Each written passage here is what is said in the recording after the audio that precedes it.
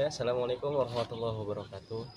Alhamdulillahilladzi 'alama bil qalam, 'alamal insana ma lam ya'lam, wa sallallahu ala lisan wa khairil anam sayyidina Maulana Muhammad wa ala alihi wa man tabi'ahum bi ihsanin ila yaumil qiyamah. Amma ba'du.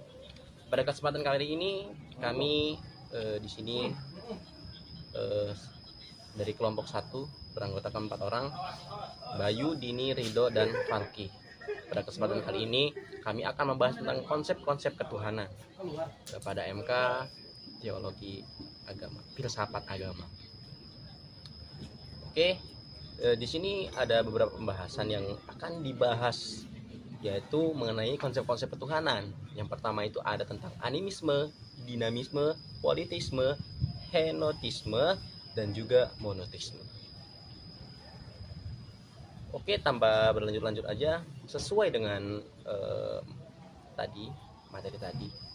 Di sini akan membahas, pertama kita akan membahas tentang animisme. Apa sih itu animisme? Jadi animisme itu berasal dari kata anima, yang berarti nyawa atau roh. Kata roh di sini menjadi kata kunci dalam pemahaman konsep animisme. Kalau dikembangkan, animisme dapat diartikan sebagai sebuah kepercayaan terhadap adanya makhluk halus atau roh-roh yang ada pada setiap benda, baik benda hidup ataupun benda mati sekalipun. Nah, jadi itu animisme, artinya kepercayaan terhadap roh-roh, baik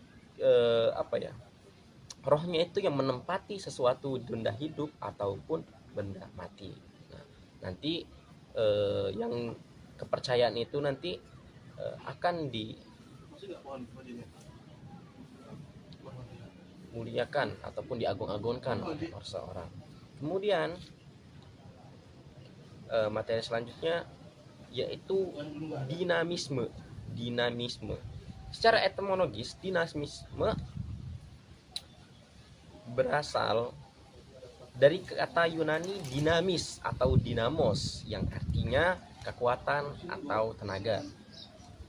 Dari sini dapat diambil kata kunci dari dinamisme, yaitu kekuatan atau tenaga. Jika dikembangkan dalam sebuah pengertian, maka aliran ini dapat diungkapkan sebagai kepercayaan akan adanya kekuatan gaib yang terdapat pada berbagai barang. Nah,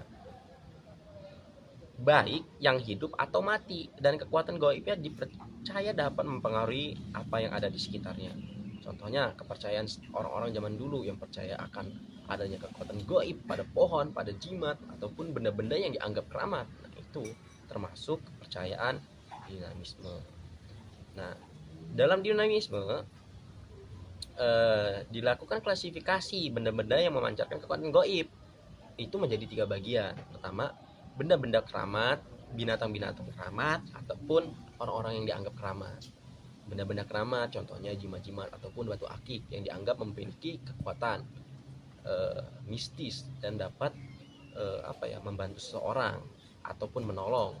Dan kemudian binatang-binatang keramat, misalnya kepercayaan akan harimau, merupakan jelmaan dari apa gitu. Nah, dan dimuliakan oleh orang. Seperti hal juga ada sapi yang dikeramatkan karena dianggap tunggangan dewa, sehingga itu dimuliakan. Dan juga ada orang-orang yang keramat sehingga orang-orang tersebut ditempatkan di posisi yang mulia, diagung-agungkan. Mungkin itu 2 pembahasan. Pembahasan selanjutnya akan dibahas oleh teman saya. Mungkin cukup. Saya Falki Akbar dengan NIM 2313118. Saya akan sedikit menjelaskan tentang politeisme. Politeisme adalah kepercayaan pada banyak dewa atau dewi yang seringkali memiliki peran dan kekuasaan yang berbeda-beda. Dalam politeisme, dewa-dewa atau dewi-dewi ini dapat dianggap sebagai penguasa alam semesta, penjaga kehidupan, pelindung komunitas tertentu gitu. Nah, saya juga akan sedikit menjelaskan tentang beberapa contoh politeisme dapat ditemukan dalam berbagai agama dan kepercayaan. Seperti halnya agama Yunani kuno. Agama Yunani kuno memiliki banyak dewa dan dewi seperti Zeus, Athena, dan Apollo gitu. Nah, yang kedua itu ada agama Romawi kuno. Agama Romawi kuno juga memiliki banyak dewa dan dewi seperti agama agama Yunani kuno gitu, seperti Jupiter, Juno, dan Mars. Nah, Hinduisme memiliki banyak dewa dan dewi juga seperti Brahma, Wisnu, dan Siwa. Politeisme juga dapat ada beberapa karakteristik gitu, seperti pertama, banyak dewa. Politeisme memiliki banyak dewa atau dewi yang berbeda-beda. Kedua, peran dan kekuasaan. Dewa-dewa atau dewi-dewi ini dapat memiliki peran dan kekuasaan yang berbeda-beda. Ritual dan upacara. Politeisme seringkali melibatkan ritual dan upacara untuk memuja dewa-dewa atau dewi-dewi. Nah, dalam beberapa kasus, politeisme dapat berbeda dengan monoteisme yang percaya pada satu Tuhan atau dewa tunggal. Karena emang politeisme dan monoteisme itu sering banyak disamakan gitu. Nah, jadi di materi berikutnya itu ada henoteisme, yang dimana henoteisme ini seperti halnya politeisme juga mempercayai adanya makhluk gaib itu yang disebut sebagai dewa. Tetapi dalam henoteisme ini yang dipercaya hanya satu dewa yang mempunyai kekuasaan terbesar, dan juga itu dihormati gitu oleh dewa-dewa yang lain. Jadi dapat dikatakan bahwasanya raja terbesar ini adalah raja bagi para dewa yang lain gitu, sehingga dia juga disembah oleh dewa-dewa yang lain. Dan juga dapat diambil contoh, henoteisme ini dapat ditemukan dalam agama-agama kuno seperti Hindu pada masa Weda.